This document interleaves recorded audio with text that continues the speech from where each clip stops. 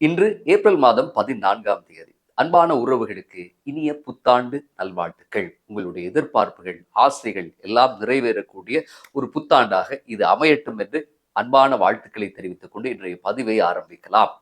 Iran, America இடையில் என்னதான் நடக்கப் போகிறது என்று புரிந்து கொள்ள முடியாத ஒரு குழப்பமான நிலைதான் தொடர்ந்தும் நீடித்துக் கொண்டிருக்கிறது. ஏப்ரல் 21ஆம் தேதி 2 நாடுகளுக்கும் இடையில் 2 வார கால போர் நிறுத்த ஒப்பந்தம் காலாவதியாக இருக்கக்கூடிய நிலையில் அதற்கு முன்னர் ஒரு புரிந்துணர்வு எட்டப்படாவிட்டால் ஈரான் கடுமையான விளைவுகளை சந்திக்கும் என்று வழக்கம் போல தன்னுடைய ஸ்டைலில் உளறியிருக்கிறார் அமெரிக்க ஜனாதிபதி. இதற்கு பதிலளித்திருக்கக்கூடிய ஈரானின் புரட்சிகர காவல் படையான IRGC, ட்ரம்ப் அப்படி ஏடாகூடமாக முயற்சி செய்தால் நம்பவே முடியாத அளவுக்கு நம் திறன்களை வெளிப்படுத்துவோம், இதுவரை பார்க்காத வேறொரு பரிமாணத்துக்கு யுத்தம் சென்றுவிடும் என்று சொல்லி அச்சமூட்டுகிறது. இதேவேளை பாகிஸ்தானில் நடந்த பேச்சுவார்த்தைகள் தோல்வியடைந்ததை தொடர்ந்து ஹோமூஸ் நீரிணையில் அமெரிக்கா அதன் முற்றுகையை பிரகடனப்படுத்தி இருக்கிறது. இந்த அறிவிப்பு கூட ஒரு தடுமாற்றமான ஒன்றாகவே பார்க்கப்படுகிறது. ஹோமூஸ் வழியாக செல்லும் எந்த ஒரு கப்பலையும் அனுமதிக்கப் போவதில்லை என்கிறார் ட்ரம்ப். முன்னதாக அவர் ஈரானுக்கு பணம் செலுத்திவிட்டு போகும் கப்பல்களை மட்டும் அனுமதிப்பதில்லை என்றார். இங்கே உள்ள சிக்கல் என்னவென்றால், ஈரானுக்கு பணம் கட்டாவிட்டால் அல்லது ஈரானுக்கு கீழ்ப்படியாவிட்டால் கப்பல்களை ஈரான் அனுமதிக்காது. அப்படி பணம் கட்டி கொண்டு வந்தால் அதை அமெரிக்கா தடுத்து நிறுத்திவிடும்.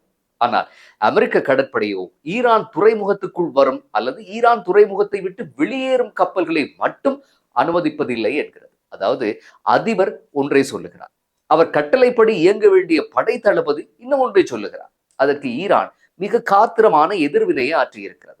ஈரானின் துறைமுகங்களுக்கு ஏதேனும் அச்சுறுத்தல் ஏற்பட்டால் பாரசீக வளைகுடா அல்லது ஓமான் வளைகுடாவில் எந்த ஒரு துறைமுகமும் பாதுகாப்பாக இருக்காது என்றும் அவை தரைமட்டமாகி அழிந்து போய்விடும் என்றும் அந்த நிலைக்கு தம்மை தள்ள வேண்டாம் என்றும் ஈரான் ஒரு தெனாவட்டான அறிக்கையை வெளியிட்டிருப்பதாக AP செய்தி சேவை செய்தி ஒன்றை வெளியிட்டிருக்கிறது. இதேவேளை அமெரிக்காவினுடைய இந்த கடல் வழி முற்றுகைக்கு பிரான்ஸ், ஸ்பெயின், ஜெர்மனி உட்பட பல நாடுகள் தங்களுடைய அதிருப்தியை தெரிவித்திருக்கின்றன. ஐக்கிய ராஜ்யம் கூட இந்த யுத்தத்தில் நாம் எந்த ஒரு விதத்திலும் என்ன அழுத்தத்தை பிரயோகித்தாலும் பங்கு பெற்ற மாட்டோம் என்று சொல்லியிருக்கிறது. அமெரிக்கா ஈரானின் இந்த நடவடிக்கைகள் எண்ணெய் விலை உச்சத்தில் கொண்டு போய் விட்டுவிடும் என்றும் அது தன்னுடைய நாட்டின் பொருளாதாரத்தை நிச்சயம் பாதிக்கும் என்றும் இதனால் இந்த போரை நிறுத்த தன்னாலான அத்தனை முயற்சிகளை செய்ய தயாராக இருப்பதாகவும் சொல்லுகிறது ஜெர்மனி. இப்படியே நிலைமை தொடர்ந்தால் எண்ணெய் பேரல் ஒன்றினுடைய விலை $200 தாண்டிவிடும் என்று அச்சம் தெரிவிக்கப்படுகிறது. உலக அளவில் எரிபொருள், உரம், எரிவாயு போன்ற பொருளாதார விநியோகங்களுக்கு பெரும் பாதிப்பு ஏற்பட்டு உலக அளவில் பணவீக்கமும் அதிகரிக்கக்கூடிய நிலை ஏற்படும். இதுவே இப்படி என்றால் பாபல் மந்தாப் நீரிணையும் மூடப்பட்டால் என்ன ஆகும்? அமெரிக்கா ஈரானின் அடிமடியில் கை வைத்து பொருளாதாரத்தை மொத்தமாக முடக்கினால், ஈரானுக்கு எண்ணெயை விற்க வேறு வழியே இல்லாமல் போனால் ஈரான் தன்னுடைய பிரம்மஸ்திரமான பாப் அல் மந்தாபை கையில் எடுக்கும் என்று அஞ்சப்படுகிறது. ஈரானினுடைய ப்ராக்சியான யமனில் இருக்கும் ஹூதிகளினுடைய கட்டுப்பாட்டில் இருக்கும் பாப் அல் மந்தாபை மூடிவிடுமாறு ஒரு விசில் அடித்தாலே போதும், உலக பொருளாதாரத்தில் 33% பங்களிப்பை வழங்கக்கூடிய சுயஸ் கால்வாயுடன் இணையும் இந்த பாதையும் மூடப்பட்டால் அது உலக அளவில் ஏற்படக்கூடிய தாக்கத்தை விவரிக்கவே முடியாது. அமெரிக்காவால் இந்த முற்றுகையை எத்தனை காலத்துக்கு செய்ய முடியும் என்று தெரியவில்லை. எதற்கும் கொஞ்சம் பொறுமையாக இருக்குமாறும் பேச்சுவார்த்தை முறிந்திருந்தாலும் ஏப்ரல் 21 வரையான போர் நிறுத்த காலத்தை மதித்து செயல்படுமாறும் ஈரானுக்கு சீனா, பாகிஸ்தான் உட்பட சில நாடுகள் ஆலோசனை வழங்கி இருக்கின்றன. இந்த நிலையில் தன்னுடைய எரிபொருள் தேவையின் 90% ஈரானின் எண்ணெய் மூலமே பூர்த்தி செய்யும் சீனா அமெரிக்காவுடன் கடுமையாக முரண்டு பிடித்து நிற்கிறது. ஈரானுடன் சீனாவுக்கு எரிசக்தி ஒப்பந்தம் உள்ளது என்றும் அதன் கப்பல்கள் இடைமறிக்கப்படக்கூடாது என்றும் மீண்டும் வலியுறுத்தி அமெரிக்காவுக்கு சீனா எச்சரிக்கை விடுத்திருக்கிறது. ஹோமூஸ் ஜலசந்தியின் கடல் பகுதிக்குள் சீன கப்பல்கள் தொடர்ந்தும் வந்து செல்லுகின்றன. ஈரானுடன் எங்களுக்கு வர்த்தக மற்றும் எரிசக்தி ஒப்பந்தங்கள் உள்ளன, அவற்றை நாங்கள் மதித்து நடப்போம், மற்றவர்கள் எங்கள் விவகாரங்களில் தலையிடக்கூடாது என்று நாங்கள் எதிர்பார்க்கிறோம். ஹோமூஸ் ஜலசந்தியை ஈரான் கட்டுப்படுத்துகிறது, மேலும் அதை எங்களுக்காக திறந்து விட்டுள்ளது என்கிறது சீனா.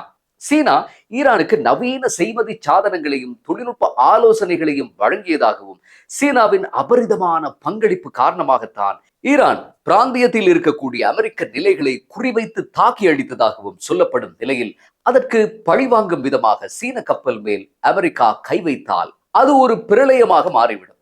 பெரும் பிராந்திய மோதலாக கூட வெடிக்கக்கூடும். அதன் விளைவுகள் ஒட்டுமொத்த வளைகுடா நாடுகளையும் மட்டுமல்ல, முழு உலகத்தையும் பாதிக்கும். ஆனால் இதையெல்லாம் உணர்ந்து கொள்ளும் நிலையில் ட்ரம்ப் இருக்கிறாரா என்பதுதான் இங்கே உள்ள கேள்வி.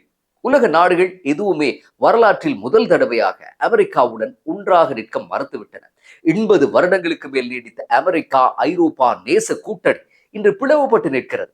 இஸ்ரேலின் தேவைக்காக, இஸ்ரேலின் இருப்புக்காக அமெரிக்கா யுத்தம் செய்து கொண்டிருப்பதாகவே ஐரோப்பிய நாடுகளினுடைய தலைவர்கள் கருதுகிறார்கள். தாம் ட்ரம்புடன் ஒரு நாளைக்கு பல தடவை தொலைபேசியில் உரையாடுவதாக கூறுகிறார் நெத்தன்யாகு.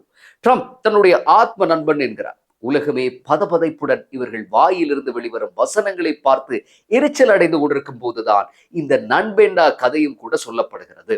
உண்மையில் ட்ரம்பை நெத்தன்யாகு கட்டி மேய்க்கிறார் என்றே சொல்ல வேண்டியிருக்கிறது. இதேவேளை ஒரு சுவாரஸ்யமான செய்தி ஒன்றை அல் ஜசீரா வெளியிட்டிருக்கிறது. தெஹ்ரானில் உள்ள அல் ஜசீராவின் செய்தியாளர் நூர் எதின் தாகிரின் கூற்றுப்படி, இஸ்லாமாபாத் பேச்சுவார்த்தைகள் ஒரு புரிந்துணர்வு ஒப்பந்தத்தை எட்டும் தருவாயில் இருந்தபோது அமெரிக்க தூதுக்குழுவுக்கு விடுக்கப்பட்ட ஒரு தொலைபேசி அழைப்பு அனைத்தையும் கெடுத்து விட்டதாகவும், இந்த ஒற்றை அழைப்பானது அவர்கள் பேச்சுவார்த்தைகளிலிருந்து விலகுவதற்கும் பாகிஸ்தானை விட்டு வெளியேறுவதற்கும் வழிவகுத்தது என்றும் குறிப்பிட்டிருந்தார். இதை அப்படியே தன்னுடைய எக்ஸ் தளத்தில் பதிந்திருக்கிறார் ஈரான் வெளிவிவகார அமைச்சர் அப்பாஸ் அகார்ஷி. இந்த டெலிபோன் அழைப்பை எடுத்தது யார்? நெத்தன்யாகுவினுடைய அழுத்தம் பொறுக்க முடியாமல் ட்ரம்ப் டெலிபோன் செய்தாரா, அல்லது நேரடியாகவே நெத்தன்யாகு பேசினாரா? ட்ரம்பை இப்போது வழிநடத்துவது யார்? முன்னாள் அமெரிக்க ஜனாதிபதிகள் எல்லாம் மத்திய கிழக்கிலும் ஆப்கானிஸ்தானிலும் யுத்தம் என்ற பெயரில் பல கோடி டாலர்களை அளித்ததாக சொல்லிக் கொண்டிருந்த ட்ரம்பை இன்று ஒரு யுத்த பிரியராக்கி தீவிர யுத்தம் ஒன்றுக்கு தள்ளியவர்கள் யார்? இதற்கு பதில் நெத்தன்யாகுவை தவிர வேறு யார்?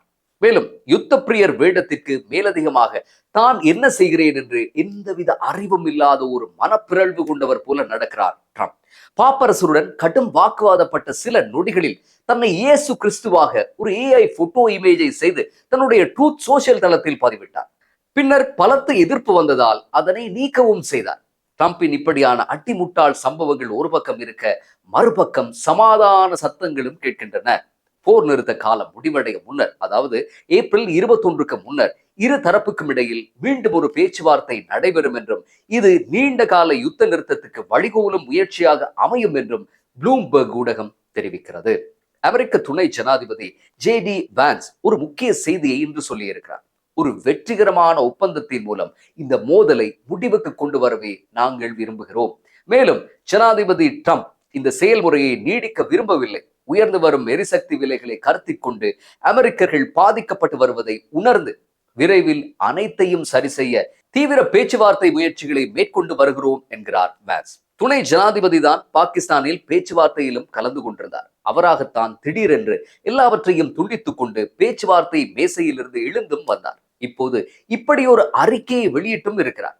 நெத்தன்யாகுவுக்கும் ட்ரம்புக்கும் காட்டிவிட்டு தான் இந்த அறிக்கையை வெளியிட்டாரா அல்லது அவராக வெளியிட்டாரா என்ற கேள்விக்கு பதில் இன்னும் சில நாட்களில் தெரிந்துவிடும். மீண்டும் அடுத்த பதிவில் சந்திப்போம். மீண்டும் இந்த பதிவின் நிறைவிலும் நண்பர்கள் அனைவருக்கும் இனிய புத்தாண்டு வாழ்த்துக்களை தெரிவித்துக் கொள்கிறோம்.